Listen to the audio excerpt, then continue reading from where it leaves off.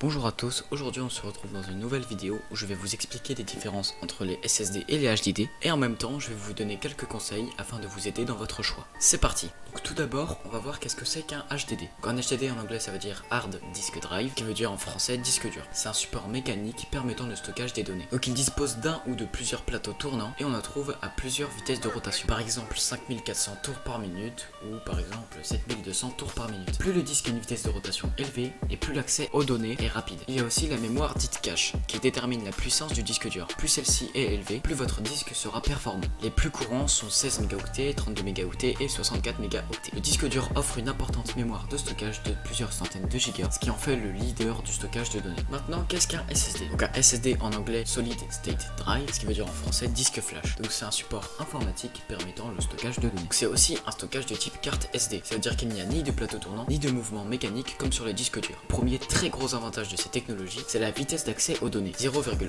ms environ, contre 20 ms en moyenne pour le disque dur. Le deuxième très gros avantage est la vitesse de lecture-écriture. Vu que le disque n'a pas de pièces mécaniques bridant le débit de lecture ou d'écriture, tout est très rapide. Donc un SSD peut être 15 à 20 fois plus rapide que le HDD. Donc pour par exemple lancer Windows très rapidement, il sera préférable d'installer Windows sur un SSD. L'un des inconvénients de cette technologie, c'est l'espace qui est assez réduit dû au prix du produit qui est 3 à 4 fois plus cher qu'un disque dur. Donc les SSD ont plusieurs formats. Je vais vous citer les deux formats les plus connus. Donc de base, il y a le format 2,5 pouces qui ressemble à ça. C'est le format classique et le plus répandu. Ensuite, il y a le format M.2 qui ressemble à ça. Il est très petit mais très rapide et certaines marques proposent des SSD au format M.2 compatible avec la spécification NVMe, ce qui offre un taux de transfert maximal en lecture de 2500 MO par seconde, ce qui est énorme. Le SSD est plus silencieux que le HDD. Il n'y a pas de bruit car il n'y a aucune pièce en mouvement. Il est aussi plus résistant au choc car il n'y a pas de pièce mécanique. Il y a aussi beaucoup moins de dégagement de chaleur et il est économe en énergie. Un SSD consomme moins qu'un HDD. Un autre petit point faible pour les SSD, c'est que ses composants électroniques s'usent, tandis que pour les disques durs mécaniques, leur durée de vie est beaucoup plus élevée. Une chose très importante avec le SSD, vérifiez bien à ce que votre carte mère soit compatible. Le Configomatic sur le site Topachat vous permettront de voir si vos produits sont compatibles. Je vous laisse le lien en description. Donc pour résumer, le HDD a une vitesse de lecture et d'écriture moins forte que le SSD, mais il permet de stocker bien plus de données qu'un SSD. De plus, il est moins cher et il a une durée de vie plus élevée. Le SSD quant à lui est beaucoup plus rapide, il est plus silencieux, il est plus résistant au choc, il produit moins de chaleur, il est plus économe en énergie, il est plus cher et il s'use plus rapidement qu'un HDD. Donc personnellement, je vous conseillerais fortement d'acheter un SSD pour mettre votre système d'exploitation ainsi que quelques logiciels et de prendre un HDD à côté pour mettre toutes vos données, vos photos, quelques logiciels, vos jeux, etc.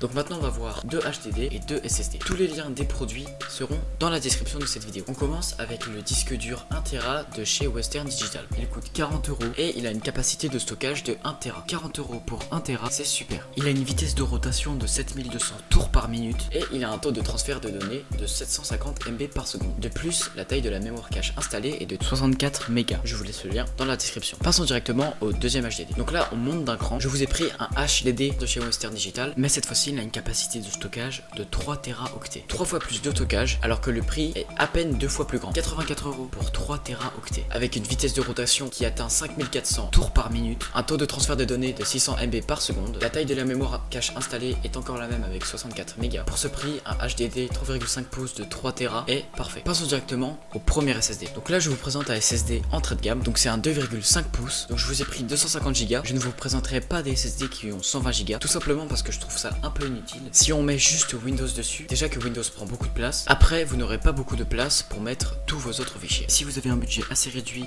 et que vous voulez un SSD, je vous conseille quand même de prendre un SSD 120 Go. Donc c'est un SSD 2,5 pouces avec une capacité de 250 Go. Il a une vitesse de lecture de 560 MB par seconde et une vitesse d'écriture de 510 MB par seconde. Il a un taux de transfert de données de 6 gigabits par seconde. Par rapport au HDD, c'est presque 10 fois plus rapide. Pour avoir un SSD 2,5 pouces, 40 €, c'est parfait. Passons directement au deuxième SSD. Personnellement, c'est le SSD que j'ai sur mon PC. Et là, la réduction Amazon est de 53%. C'est-à-dire que vous allez payer un SSD 500 Go à 109 €. Je ne sais pas si vous vous rendez compte, mais c'est incroyable. Il est en format M.2 et il a la spécification NVMe. Il possède une vitesse de lecture de 3400 MB par seconde, une vitesse d'écriture de 2300 MB par seconde, un taux de transfert de environ 4 Go par seconde. Si vous avez un assez gros budget, je vous conseille de prendre soit le SSD à 500 Go pour avoir une assez grande capacité de stockage, soit celui à 250 Go pour 80 €, c'est vraiment pas cher. Si vous voulez que votre PC démarre et aille beaucoup plus vite, je vous conseille de prendre un SSD et d'installer votre système d'exploitation dessus, et à côté de prendre l'un des deux HDD que je vous ai présenter, afin de pouvoir avoir la place de stocker tous vos données.